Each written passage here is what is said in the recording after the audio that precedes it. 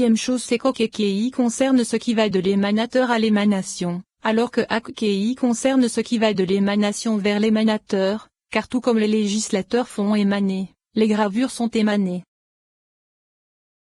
Otam, en ce qui concerne l'impression, on trouve ici et là dans les tikkunim des paroles contradictoires, et il en est de même vis-à-vis de l'écriture, mais nous n'allons pas nous attarder sur cette explication car cela allongerait notre discours et ce n'est pas ici le sujet. Voici qu'en vérité c'est un autre texte que nous retiendrons, texte selon lequel le sujet de l'impression se divise en 4 étapes, premièrement l'anneau, servant de sceau, deuxièmement le sceau enchâssé dans l'anneau, troisièmement le sceau, imprimé, et quatrièmement l'empreinte qui reçoit l'impression. Voici que l'anneau c'est Okma, le sceau enchâssé dans l'anneau c'est Tiferet, le sceau qu'il porte c'est Bina car elle est désignée par les 14 lettres Yahvé Elokeinu Yahvé, ce qui donne 28 lettres car 14 en revêtent 14 comme cela a été expliqué dans la section sur les particularités des noms, et c'est la main qui imprime, et ce qui reçoit l'impression c'est Malkout car ce qui se trouve en elle est établi par l'impression, et elle est un réceptacle, et tout cela va de la gauche vers la droite. C'est-à-dire que cela se propage de la gauche vers la droite car le principe c'est Okma et Bina, et Tiferet est la propagation qui les suit vers la droite afin de graver. En vérité, celle qui reçoit l'impression c'est Malkout car elle est de la gauche par l'intermédiaire de Yesod. Essai, il gravera par la main de tout homme. Et le sens de cela se réfère au sceau qui est imprimé et rendu perceptible par la main. Et cela signifie que c'est grâce à Yesod qui est appelée Kol. Et elle est appelée Kol du côté de Bina. Comme cela sera expliqué en son temps avec l'aide de Dieu. C'est la règle de l'impression. Et en ce qui concerne le sujet de l'écriture, il se divise également en plusieurs étapes. La première correspond à celui qui écrit, et ce sont les 5 doigts qui maintiennent la plume. Puis il y a la plume elle-même que porte la main qui écrit, et le support de ce qui est écrit c'est-à-dire la matière qui porte les lettres. Voici que la plume c'est Tiferet, et elle est partout appelée roseau comme cela sera expliqué en son temps avec l'aide de Dieu. Les doigts ce sont les 3 qui s'attachent à la plume, c'est-à-dire Ezed, Gebura et Tiferet, et les 2 qui reposent au-dessous et qui forment un trône et une résidence pour les 3 doigts qui sont attachés à la plume ce sont Netzayod, et celle qui reçoit l'écriture, c'est-à-dire le parchemin qui porte l'écriture, c'est Malkout. Il se trouve que l'écriture se fait par l'intermédiaire de 6 séphiroth, et elle est légèrement plus éminente que l'impression car l'écriture se fait grâce à Tiferet qui en est le principe, alors que l'impression se fait grâce à Yesod. Et lorsqu'elle disparaît vers sa source située plus haut, l'impression est plus élevée car elle se fait grâce à Okma alors que l'écriture ne se fait que grâce à Tiferet comme nous l'avons expliqué. En vérité, l'écriture s'oppose à l'impression car l'écriture va de droite à gauche puisque le principe de l'écriture provient de Bina, car Katav est l'acronyme de Keter Torah Braka et ces 3 mots se réfèrent à Bina, et c'est la droite qui se propage vers elle grâce à Tiferet. Et maintenant, il est correct de dire que l'écriture c'est la droite alors que l'impression c'est la gauche, ou bien l'inverse. Et de même, il est correct de dire que l'écriture est plus élevée que l'impression, ou bien l'inverse, comme cela est expliqué ci-dessus. Voici ce que nous avons compris des explications du Rashbi, qu'il repose en paix, car une grande confusion règne dans les tikkunim à ce propos. Et Zoadilélia, il est expliqué dans le Zohar sur la paracha Miké que c'est l'ange Gabriel qui est appelé Zoadilélia, c'est-à-dire que c'est la vision qui fait apparaître le sujet de Malkout appelé Lélia, comme il est écrit, Gabriel, fait comprendre la vision à celui-ci. Azon, le Rashbi, qu'il repose en paix, a expliqué dans les tikkunim que c'est l'union de Tiferet avec Malkout, c'est la vision, et le Saint béni soit-il est le visionnaire. Et c'est Yahvé Adonai car le mot Azon sans son vaut a une valeur numérique de 52. Tout comme Adonai, et par qui se fait la vision, par la lettre Vav dans laquelle se trouve le miroir resplendissant, son maître. Il est indiqué dans ce commentaire que lorsque Tiferet se joint à la Shekinah, elle est appelée Azon comme cela a été dit, et grâce à cela on comprendra pourquoi l'officiant de la synagogue est appelé Adzan car cela correspond à la valeur numérique d'Adonai, l'officiant qui sert toutes les séphiroth. Azaziout, Rabbi Moshe a expliqué que cela se réfère à Tiferet.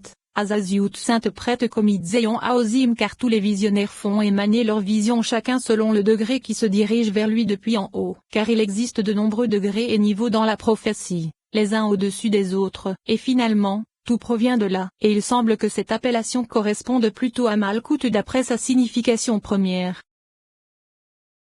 Ita, ceci se réfère à Malkout, et c'est le sens de ce qu'a dit Rabbi Moshe, et certains l'ont appelée Ita. En vérité, c'est qu'elle est fendue comme la femme. De plus, Ita provient d'HW10, le péché est couché devant la porte.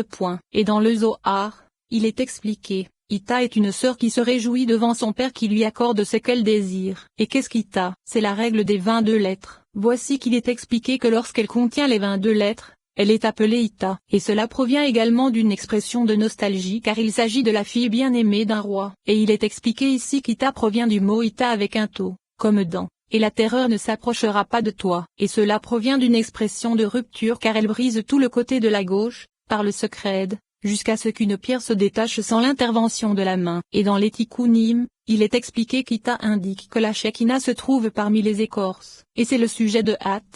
Malkout est appelé et les écorces dont elle se revêt sont appelées At d'après l'expression, c'est dans le péché que ma mère m'a engendré. Voici que lorsqu'elle se revêt des écorces, elle les vainc comme nous l'avons expliqué dans la section sur la Tzilut, Beria, Yetzira et Asya.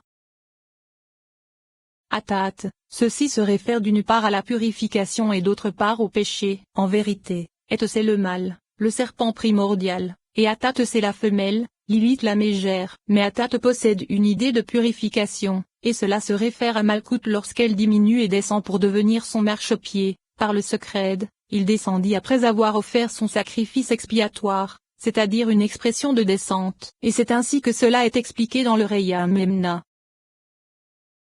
Et, il s'agit de Yesod, et c'est ainsi que cela est admis dans le Reya Memna. En vérité, elle est également appelée Eolamim, et il y a là une grande différence entre ces deux et Rabbi Moshe a écrit qu'avec un pata est une appellation de Bina, et avec un tséré est une appellation de Yesod, et ceci est longuement détaillé dans le Sefer Shareït Zedek. En vérité, nous n'avons trouvé aucune différence dans le Zohar, et tous les commentateurs ont admis qu'elle est appelée lorsqu'elle propage la vie depuis Bina vers Malkout. Et dans le Zohar sur le Cantique des Cantiques, le Rashbi, qu'il repose en paix, a expliqué que lorsqu'elle tend et reçoit des supérieurs elle est uniquement appelée car elle reçoit la vie depuis en haut. Et lorsqu'elle prodigue la vie et le chauffa vers le bas, elle est appelée Eolamim car elle prodigue la vie au monde qui se trouve au-dessous d'elle. Et Rabbi Moshe a expliqué que Tiferet est également appelée Eolamim car elle est la vitalité de Malkout, ou bien de Nezza, Od, Yesod et Malkout puisqu'elles sont toutes appelées monde. Et il est dit dans le Zohar sur la paracha Vayetse que Tiferet est parfois appelée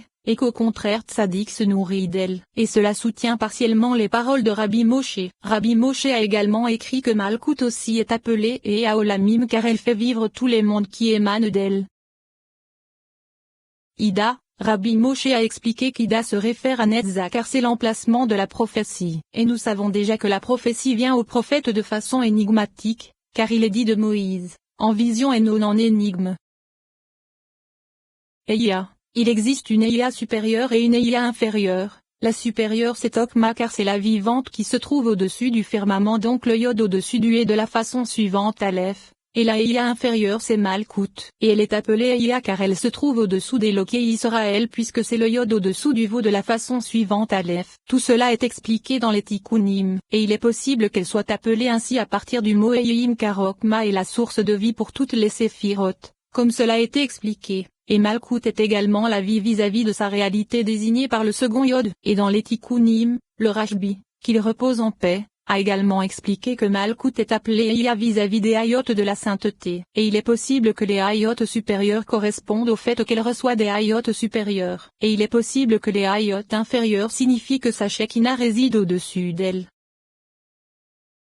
Eya Melek, le Rashbi, qu'il repose en paix, a expliqué dans le Reya Memna que le roi c'est Tiferet et que sa vie ce sont Okma et Bina puisqu'elles sont appelées vivants. Et c'est à partir de là que la vie est prodiguée, comme il est dit, la sagesse fait vivre celui qui la possède. Et Bina prodigue la vie qu'elle reçoit de Okma vers Tiferet. Et grâce à cela, on pourra établir le fait qu'il est parfois dit que Amelech se réfère à Okma et Bina, et parfois à Okma seulement. Et c'est ce que nous avons expliqué, que son principe et sa source c'est Okma, et que de là elle va vers Bina, puis vers Tiferet, et c'est pourquoi les deux peuvent s'appliquer. De plus, il est expliqué qu'Okma est appelée vie du monde à venir car elle est la vie de Bina qui est elle-même appelée monde à venir comme cela sera expliqué en son temps, avec l'aide de Dieu. De plus, il est expliqué dans le Rapha Memna que Bina est appelée vie du monde, et le sens en est qu'elle est la subsistance de tous les mondes qui se trouvent au-dessous d'elle, et il est bon de savoir qu'elles ne sont toutes désignées par ces noms que lorsqu'elles prodiguent un emplacement spécifique à chacune d'elles le Shefa qui est la vie des séphirotes leur permettant de prodiguer à d'autres. Par exemple dans Aye Amelech,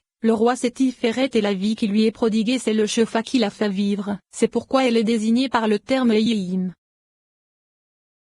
Elohim, les trois premières sont appelées Elohim car chacune d'entre elles est la vie pour ce qui se trouve au-dessous d'elle, jusqu'au dernier degré, et c'est à partir d'elle que la vie se propage, et ainsi, le nom Elohim s'applique à chacune d'entre elles. Ainsi, il était écrit dans les Tikkunim que Tiferet est appelée arbre de vie car elle est l'arbre qui se nourrit de la vie, c'est-à-dire de Hokma et Bina, et nous détaillerons cela à propos de Het, avec l'aide de Dieu. Et dans le Sefer Shareït Zodek, on trouve un excellent passage à ce propos. Il existe de nombreux sujets qui perturbent l'esprit, et il y en a qui pensent qu'il existe dans tous les textes de la Torah une bonne vie et une mauvaise vie. Sache que partout où il est dit Elohim cela signifie qu'il ne s'y trouve aucun mal, ni un peu ni beaucoup, car ce qui est appelé vie est le principe et l'essence de tous les bienfaits, de tous les plaisirs, et de toutes les sortes de récompenses qui sont réservées pour les justes et les pieux. Et l'emplacement appelé mort est l'opposé de la vie. C'est pourquoi la Torah a dit, vois, aujourd'hui, j'ai placé devant toi la vie et le bien, la mort et le mal.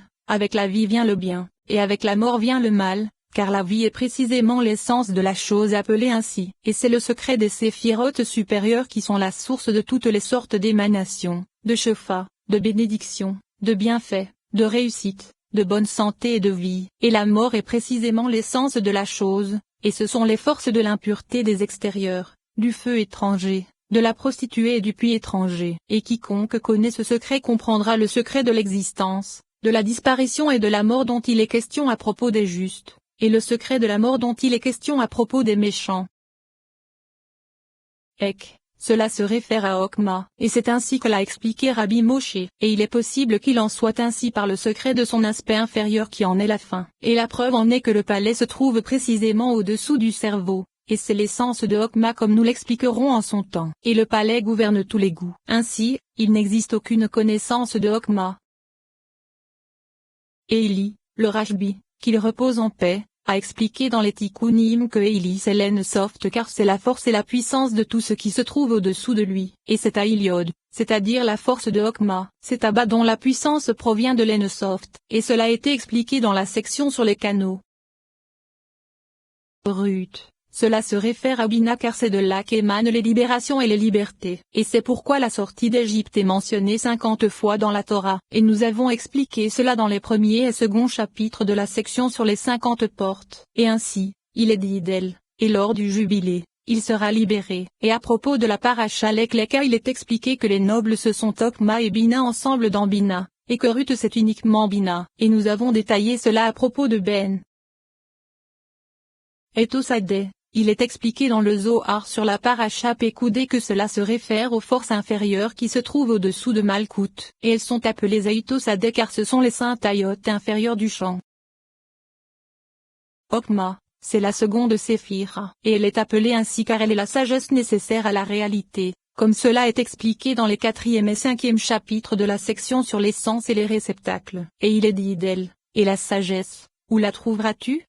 Et l'explication de Hokma c'est qu'Ama, Emma a la valeur numérique d'Adam, et c'est à elle que se réfère la face d'homme, et c'est le secret de Yod Vod Aleph et à Aleph Vos Aleph Vo et à Aleph car cela a la valeur numérique de Ma, et ce nom se réfère à Hokma, et Koa se réfère à Bina puisque c'est à elle que se rapportent les 28 lettres, comme nous l'avons expliqué dans la section sur les particularités des noms, et voici qu'elle est appelée Hokma par l'aspect qui s'approche de Bina, comme nous l'avons expliqué. Cependant, elle est appelée sagesse primordiale afin d'indiquer que ce qui précéda c'est son aspect qui s'approche de Keter qui elle-même est dite primordiale, comme cela sera expliqué en son temps. Elle est également appelée sagesse d'Elohim. Et Rabbi Moshe a expliqué que cela signifie que c'est la sagesse qui fut donnée aux attributs appelés Elohim, et elle les rend sages via les 32 sentiers allant vers Bina et vers la couronne. Et cela signifie qu'elle est appelée ainsi lorsqu'elle produit à Bina et à Malkout qui sont appelés Elohim. Et elle est également appelée sagesse de tous les fils de l'Orient.